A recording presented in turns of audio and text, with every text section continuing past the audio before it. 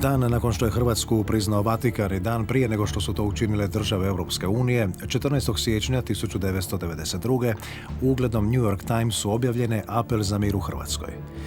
Tekst apela napisao Ivo Banac, a potpisalo ga je od listopada 1991. do veljače 1992. 127 Nobelovaca. Apelom se pozivaju međunarodni čimbenici da spriječe i zaustave rat, nasilje i ubijanje u Hrvatskoj. Nasilje i uništavanje koje se zbiva u Hrvatskoj dosegnulo je stupanj kakav u Europi nije viđen još od II. Svjetskog rata, kaže se u peticiji Nobelovaca. Mi ovim pozivom na mir tražimo od svih vlada, humanitarnih organizacija, svih žena i muškaraca da učine sve moguće kako bi se što prije zaustavilo ubijanje u Hrvatskoj. U doba potpisivanja peticije agresija u Hrvatskoj u punome naletu. Jugoslavenska narodna armija te srpske vojne i paravojne snage okupirale su gotovo trećinu Hrvatske.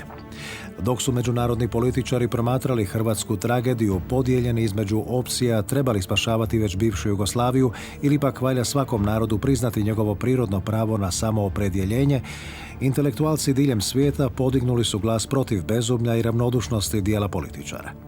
Peticiju Nobelovaca pokrenula je doktorica Greta Pitaf-Mrzljak iz Instituta Ruđer Bošković u Zagrebu, a uspjela je zahvaljujući njezinoj znanstvenoj suradnji s profesorima Manfredom Eigenom i Robertom Huberom iz Njemačke.